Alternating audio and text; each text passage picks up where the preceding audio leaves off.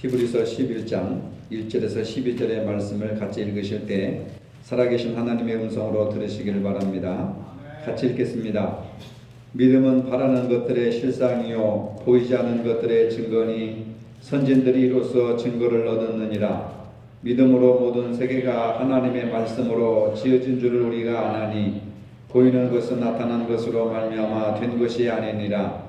믿음으로 아벨은 가인보다 더 나은 제사를 하나님께 드림으로 의로운 자라 하시는 증거를 얻었으니 하나님이 그 예물에 대하여 증언하심이라. 그가 죽었으나 그 믿음으로써 지금도 말하느니라. 믿음으로 에녹은 죽음을 보지 않고 옮겨졌으니 하나님이 그를 옮기심으로 다시 보이지 아니하였느니라. 그는 옮겨지기 전에 하나님을 기쁘시게 하는 자라 하는 증거를 받았느니라. 믿음이 없이는 하나님을 기쁘시게 하지 못하나니 하나님께 나아가는 자는 반드시 그가 계신 것과 또한 그가 자기를 찾는 자들에게 상 주시는 이심을 믿어야 할지니라. 믿음으로 노아는 아직 보이지 않는 일에 경고하심을 받아 경외함으로 방주를 준비하여 그 집을 구원하였으니 이로 말미암아 세상을 정죄하고 믿음을 따르는 의의 상속자가 되었느니라.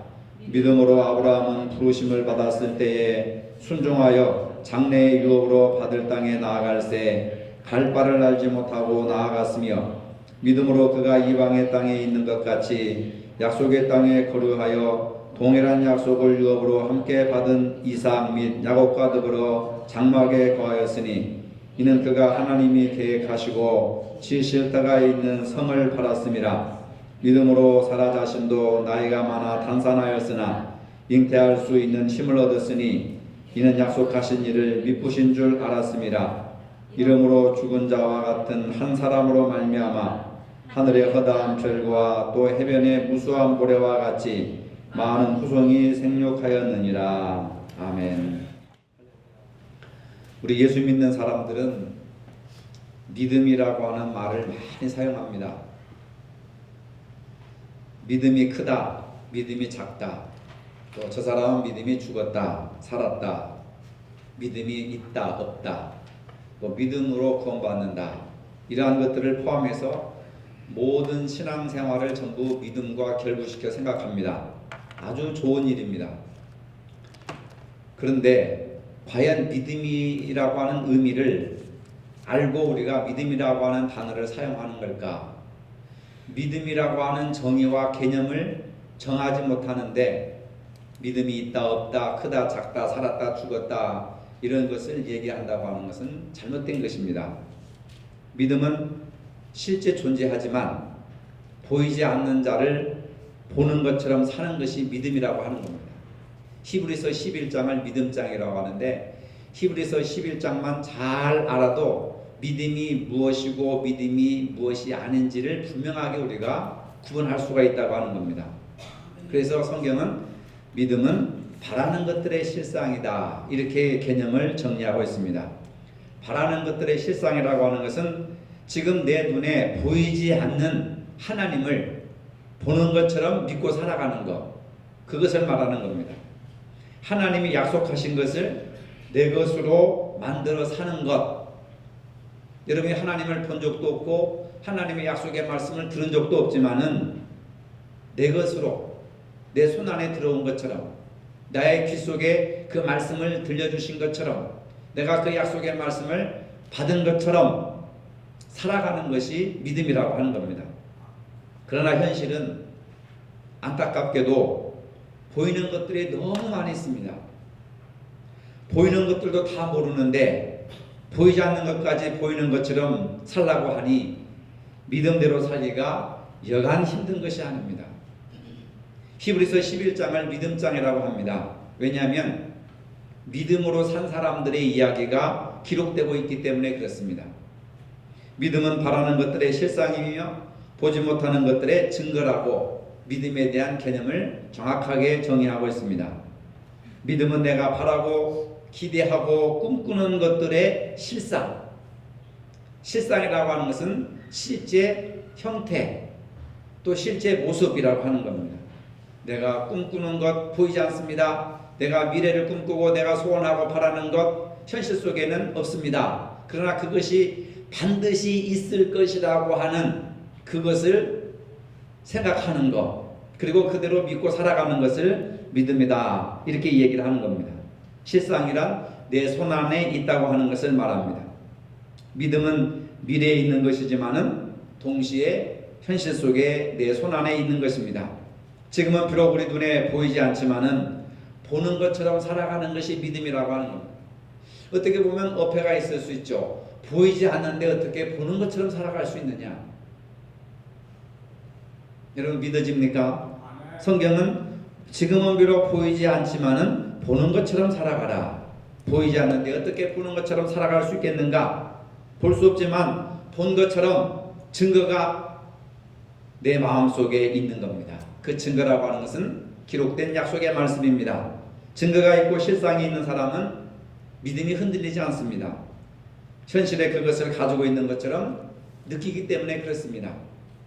믿음이 그렇게 해주는 것입니다. 진짜 믿음은 성경의 그 약속의 증거가 내 안에 있는 것입니다. 오늘 본문에 나오는 분들은 이 믿음을 인정받은 분들이에요. 오늘 여러분들 모두가 하나님으로부터 인정받는 분들이 되시기를 축복합니다. 수련회 하고 나서 아멘 소리가 달라졌네요. 뭔가 이렇게 하나씩 발전을 해야 됩니다. 한 달에 한 번씩 수련회를 해야 될 것 같습니다. 하나님의 일을 한다고 하는 것은 막연한 것이 아닙니다. 생각으로 믿는 것도 아니고 구체적으로 정확한 것이 하나님의 일을 하는 것인데, 하나님이 천지를 창조하셨다고 하는 것, 오늘 본문에 보면은 그것을 어떻게 믿느냐? 당신이 보았느냐? 경험했느냐? 아닙니다. 천지 만물을 하나님이 창조하셨다고 하는 것을 믿음으로써 믿는다고 하는 겁니다. 믿음으로 이 세상을 하나님이 지으셨다는 것입니다. 그래서 믿음은 하나님을 인정하는 방법이라고 하는 겁니다. 오늘 본문에 소개된 믿음의 조상들은 과연 누구며 어떤 믿음으로 살았는가 한번 살펴보도록 하겠습니다. 본문에 소개된 분들이 전부 한 가지 특징을 가지고 있는데 믿음으로 살아간 특징을 가지고 있습니다. 이 특징을 다른 말로 하면 은사라고 하는 말로도 같이 쓸 수가 있습니다. 하나님이 여러분 모두에게 은사를 주셨습니다. 믿음은 자기가 만드는 것이 아닙니다. 하나님이 주시는 것입니다. 주시는 믿음을 내가 받는 것입니다. 어떤 사람은 봉사하는 은사가 있고, 어떤 사람은 가르치는 은사가 있고, 어떤 사람은 악기를 연주하는 은사가 있고, 찬양하는 은사가 있고, 친교하는 은사가 있고, 전도하는 은사가 있고, 사랑하는 은사가 있고, 봉사하는 은사가 있습니다. 사람마다 하나님께서 주신 그 은사는 다 다릅니다.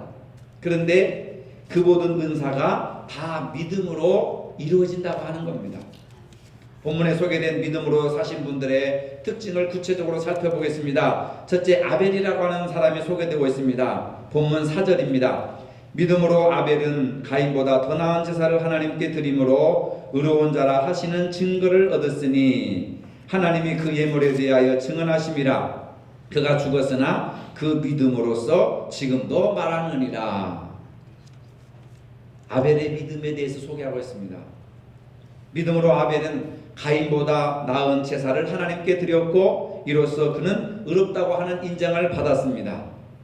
하나님이 아벨과 그 예물에 대해서 인정해 주셨습니다. 받았다는 것은 인정해 주셨다는 것입니다.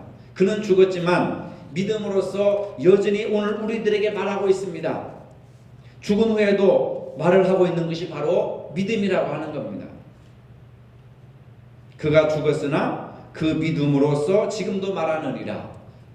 아벨은 죽었지만 믿음으로 오늘 우리들에게 말한다고 하는 것은 믿음으로 살아서 우리에게 계속해서 말씀을 하고 있다고 하는 겁니다. 호랑이는 죽어서 가족을 남기고 사람은 죽어서 이름을 남긴다는 말이 있습니다. 평생 예수를 믿어도 이름을 남기지 못한 사람들이 있습니다. 그러나 믿음에는 바로 이 남기는 것이 있습니다. 그 사람의 믿음입니다.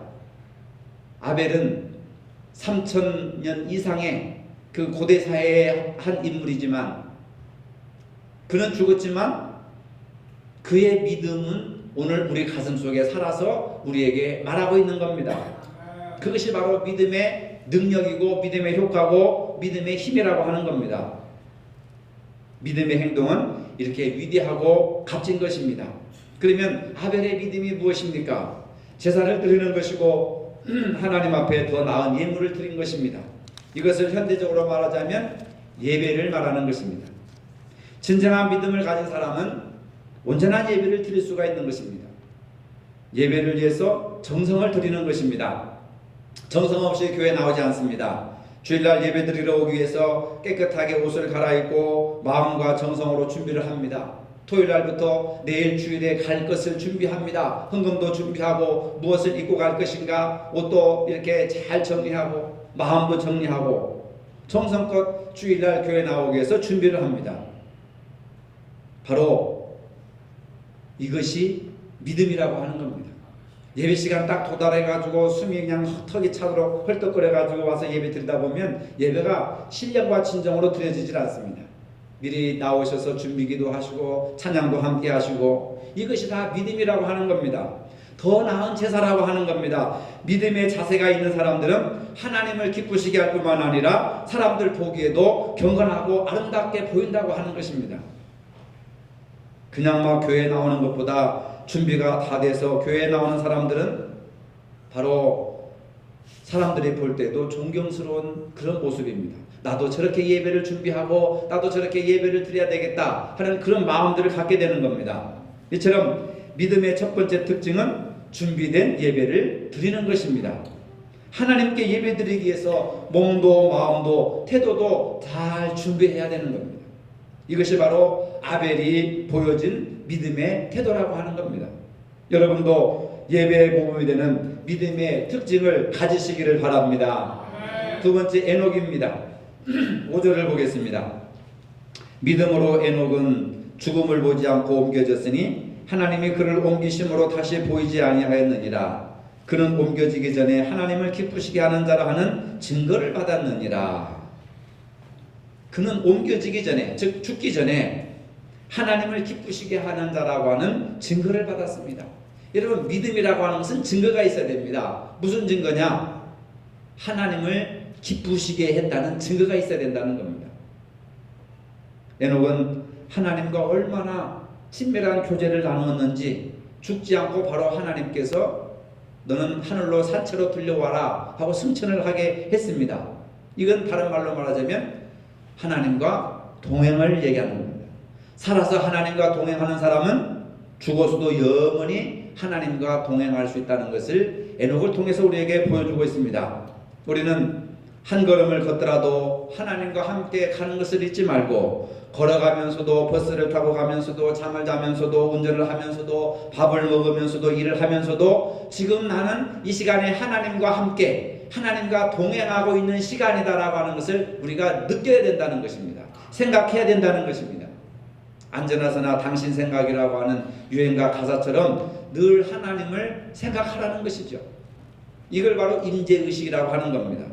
무슨 일을 하든지 하나님을 먼저 생각하라는 겁니다. 에녹의 믿음처럼 하나님과 교제가 깊어지거나 동행하는 사람이 영생을 얻는다는 겁니다. 그는 죽어서 천국에 간 것이 아니라 살아서 함께 살아서 하나님 앞에 올라갔다고 하는 겁니다. 에녹처럼 평생 하나님을 기쁘시게 하는 삶이 무엇일까? 내가 이 자리에서 이 순간에 하나님을 기쁘시게 하는 삶이 무엇일까를 생각하고 살아가는 것, 이것이 바로 믿음의 증거라고 하는 겁니다. 에녹처럼 하나님과 동행하는 삶을 사시기를 바랍니다. 세 번째 노아입니다. 7절이죠. 믿음으로 노아는 아직 보이지 않는 일에 경고하심을 받아 경외함으로 방주를 준비하여 그 집을 구원하였으니 이로 말미암아 세상을 정죄하고 믿음을 따르는 의의 상속자가 되었느니라. 노아는 하나님께서 이 세상을 홍수로 멸망하실 것이라는 약속의 말씀을, 즉 경고의 말씀을 받았습니다. 그때까지만 해도 노아는 홍수가 뭔지를 모릅니다. 비가 안 오는 지역이니까. 그런데 믿음을 가진 사람의 특징은 세미한 하나님의 음성을 듣는다는 겁니다. 바람결처럼 들려오는 하나님의 세미한 음성에 귀를 기울인다는 겁니다. 여러분 제가 마이크를 대고 설교를 하는 것처럼 하나님의 음성이 똑똑하다면 여러분들이 하나님의 음성을 듣지 않을 수가 없고 들려지지 않을 수가 없고 하나님 뜻대로 살 수밖에 없는 겁니다. 그런데 신앙생활을 해도 하나님의 음성이 안 들리니까 이게 하나님의 뜻인지 저게 하나님의 뜻인지 분별을 못하는 겁니다. 그런데 하나님의 음성은 바람결처럼 세미하게 영이 맑고 깨끗하고 깊은 침묵 속에서 고요 속에서 하나님의 음성이 들려오는 것이죠. 시골에 가면 동네 이장이 마이크다 대고 동네 사람들에게 알리는 말씀처럼 알립니다 알립니다 하고 그렇게 알리는 것이 아닙니다. 그렇다면 하나님의 음성을 못 들은 사람이 어디 있겠어요? 다 하나님의 음성을 들을 것입니다. 노아는 하나님의 말씀에 귀를 기울인 사람입니다. 산꼭대기에 방주를 지으라는 말도 안 되는 이야기를 듣고 그대로 가서 방주를 짓습니다. 동네 사람들이 저 사람이 좀 이상하다고 생각할 정도로 하나님의 음성을 듣고 하나님의 말씀에 확신이 되면 뒤돌아보지 않고 사람에게 물어보지도 않고 그냥 무수의 뿔처럼 혼자 가는 겁니다. 그것이 노아에게는 믿음이었습니다. 오늘날 우리도 노아처럼 하나님의 말씀과 경고를 나의 것으로 삼고 살아야 된다는 겁니다. 우리가 성경을 많이 읽고 성경 공부를 하고 기도를 하고 하나님을 열심히 믿는다고 하더라도 약속의 말씀이 현실적으로 내 것이 되지 않는다면 그것은 믿음이 아닙니다.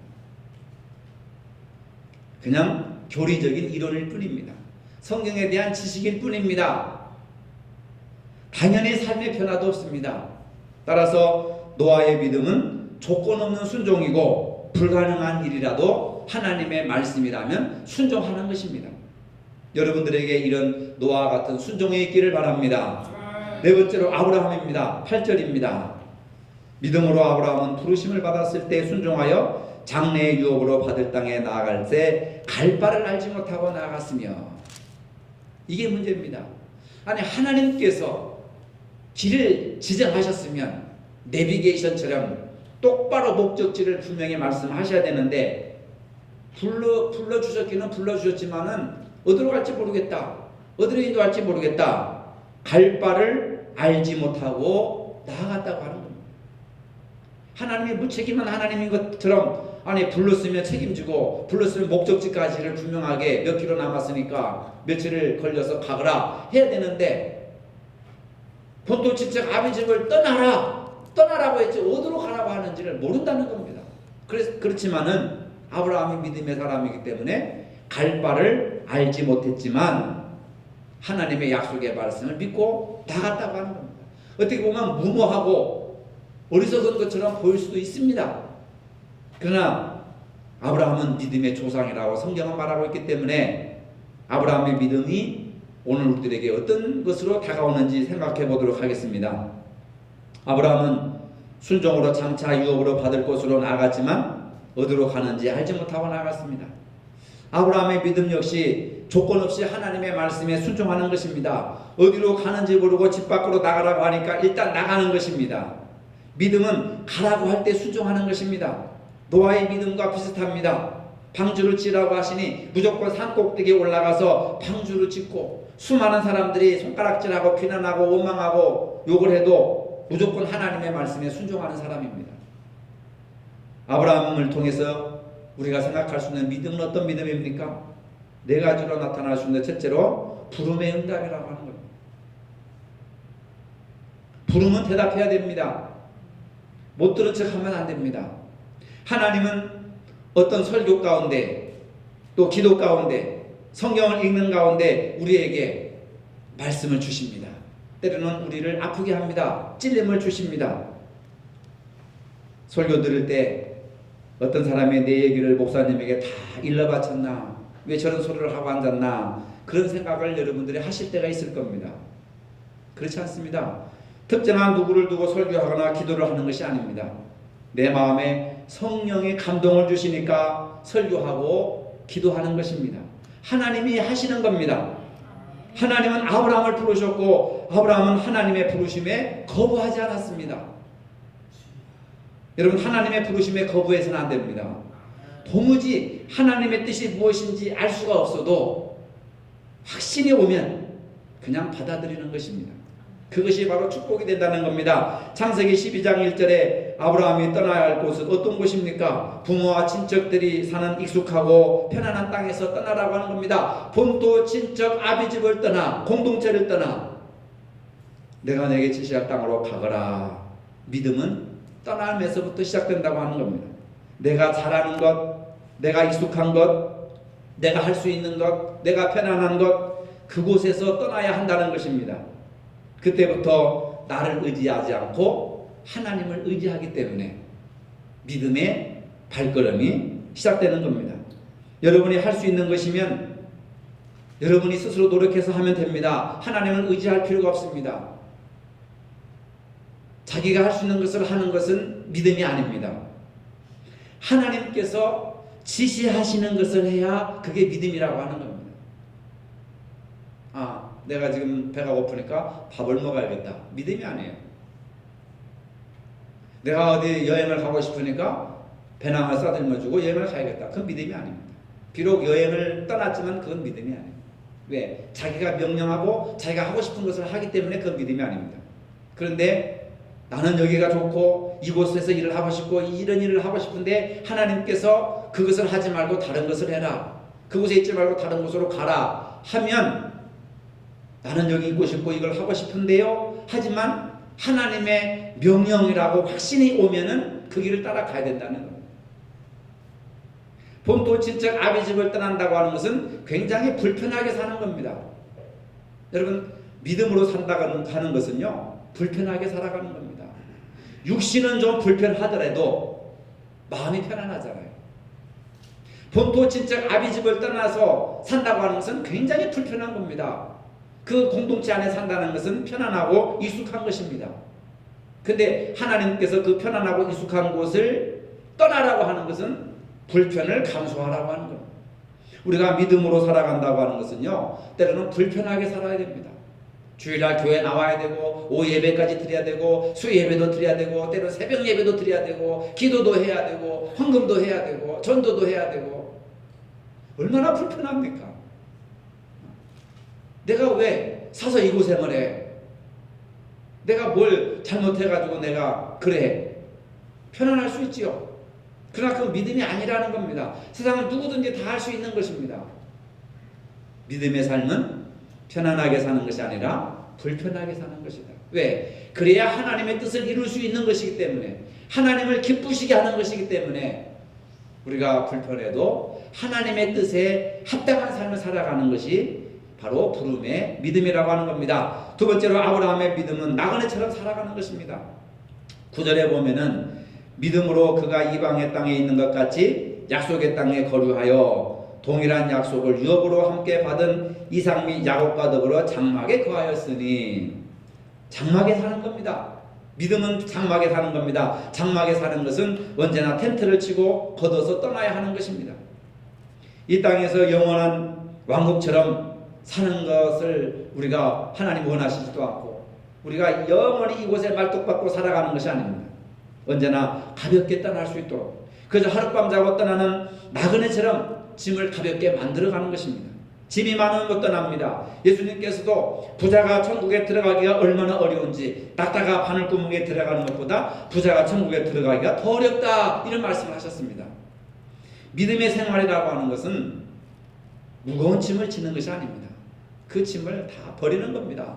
가볍게 하는 것입니다.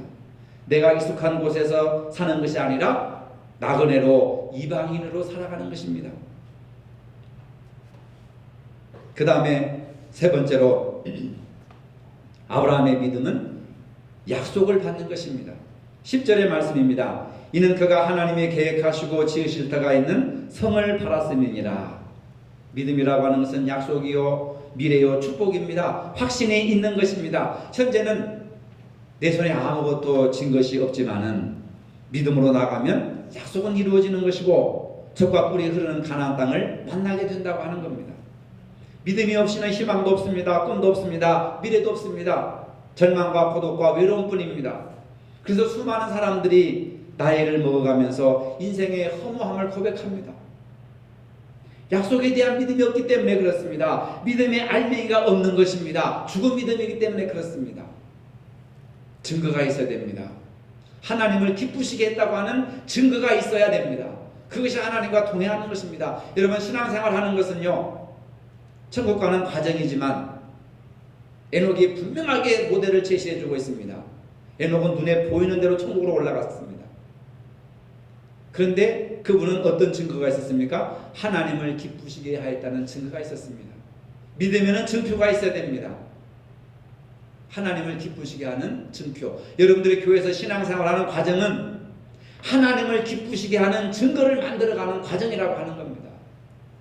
오늘도 내가 이 일을 통해서 하나님이 나에게 주신 이 직분을 통해서 하나님을 기쁘시게 하는 그런 증거를 만들어가는 과정이라고 하는 겁니다.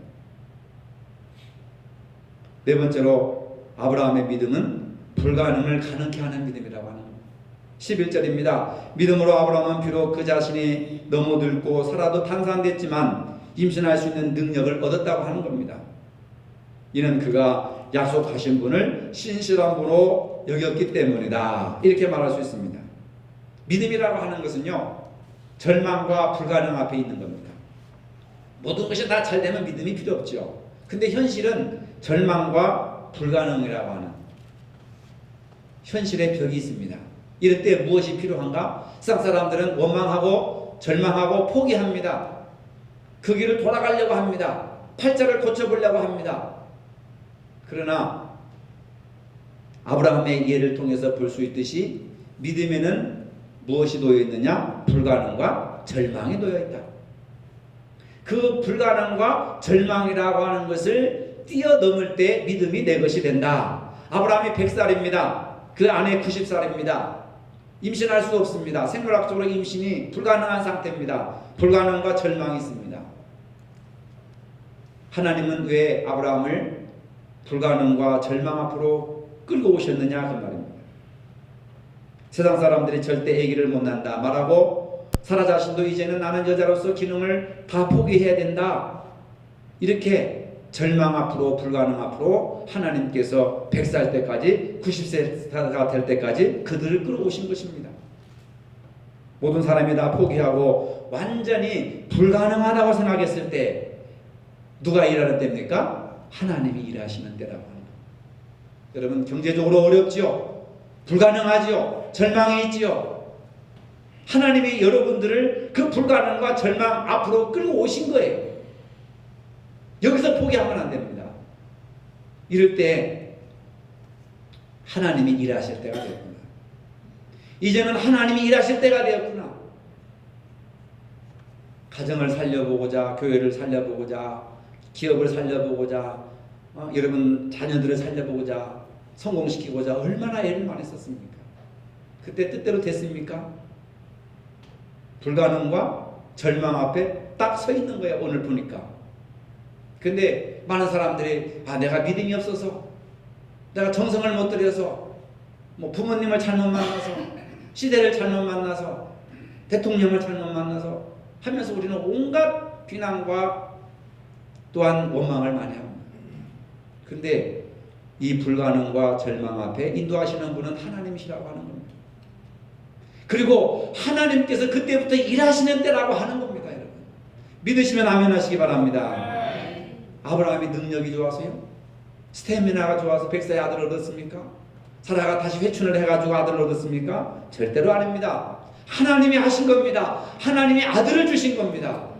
불가능을 극복하게 하는 믿음을 주신 분이 하나님이십니다. 근데 많은 분들이 불가능과 절망을 보고 포기를 해버려요. 원망을 합니다. 남편 잘못 만나서, 시댁을 잘못 만나서, 시대를 잘못 만나서, 누구를 잘못 만나서. 여러분, 거기까지 오셨으면 이제는 하나님을 보시기를 바랍니다. 하나님을 만나시기를 바랍니다. 하나님이 아브라함이 하나님을 믿었기에, 그 약속의 말씀을 믿었기에 하나님께서 기적을 베풀어 주신 겁니다. 믿음은 하나님의 약속의 말씀을 기다리며 살아가는 겁니다. 미국의 크리스찬들이 사용하는 말 가운데 거북이 교인이라고 하는 말이 있답니다. 새는 9일 동안 먹지 않고 산답니다. 강아지는 20일 동안 먹지 않고 삽니다. 그런데 거북이는 500일을 먹지 않고 산답니다. 그래서 영혼의 양식인 하나님의 말씀 없이 살아가는 신자들을 향해서 거북이 크리스찬이라고 미국에서는 말한다고 하는 겁니다. 여러분 혹시 거북이 크리스찬 아닙니까? 말씀 없이, 말씀도 모르고 말씀도 행하지 않고 우리가 교회를 다닌다면 거북이 크리스찬이나 마찬가지입니다. 믿음 없이 절대로 성장할 수가 없습니다. 오늘 본문의 믿음의 주인공들을 살펴보았지만은 모두가 다 하나님의 약속에 대한 말씀에 순종한 분들입니다. 순종으로 하나님의 뜻을 이룬 믿음의 특성을 가졌습니다. 이제 우리도 믿음의 특징이 나타나야지 않습니까? 저분은 믿음 있는 기업가야, 저분은 믿음 있는 사업가야, 저분은 믿음 있는 선생님이야, 저분은 믿음 있는 권사님이야, 저분은 믿음 있는 장로님이야, 저분은 믿음 있는 새성교회 교인이야. 이런 믿음의 특징이 나타나야 된다는 겁니다. 믿음은 성경을 교리적으로 믿는 것이 아니라 성경에 기록된 위대하신 하나님의 약속의 말씀을 믿고 살아가는 것입니다. 믿음은 생활입니다. 따라해봅시다. 믿음은 뭐예요? 생활입니다. 생활. 그냥 살아가는 거예요. 아브라함처럼 살아가는 겁니다. 에녹처럼 살아가는 거예요. 노아처럼 살아가는 겁니다. 아벨처럼 살아가는 거예요. 교회 안에서만 믿음을 찾으려고 하면 안 됩니다. 여러분. 예배 시간 안에만 믿음을 찾아가려고 하면 안 돼요. 다 천사잖아요. 지금 모습이. 근데 세상에 나가서는 왜 그렇습니까? 하나님은 나와 관계를 맺고 언제나 말씀하시는 분이기 때문에 그 말씀을 따라가면 살고 복을 받습니다. 믿는 자는 말씀을 듣는 자요, 먹는 자요, 말씀을 따라가는 자라고 할 수 있습니다. 날마다 순간마다 나에게 들려오시는 하나님의 약속의 말씀에 귀를 기울이면 아벨처럼 더 나은 예배를 드릴 수 있고, 에녹처럼 하나님을 기쁘시게 하는 증거를 받을 수가 있고, 노아처럼 약속의 말씀에 순종할 수 있고, 아브라함처럼 말씀을 따라가는 믿음의 사람이 될 수가 있습니다. 이러한 믿음의 특징을 갖는 저와 여러분들이 되시기를 주님의 이름으로 축복합니다. 거룩하신 아버지, 성경을 통하여 기록된 하나님의 약속의 말씀을 따라 더 나은 예배를 드리고 하나님을 기쁘시게 하는 삶을 살게 하시고 순종하며 사는 믿음의 삶을 살아갈 수 있도록 축복하여 주시옵소서. 예수님의 이름으로 기도합니다. 아멘. 이제는 우리 주 예수 그리스도의 은혜와 하나님 아버지의 무한하신 사랑과 성령의 교통하심이 믿음의 선진들을 따라 살기를 원하는 모든 성도들 머리 위에 이제로부터 영원토록 함께 하시기를 축원하옵나이다. 아멘.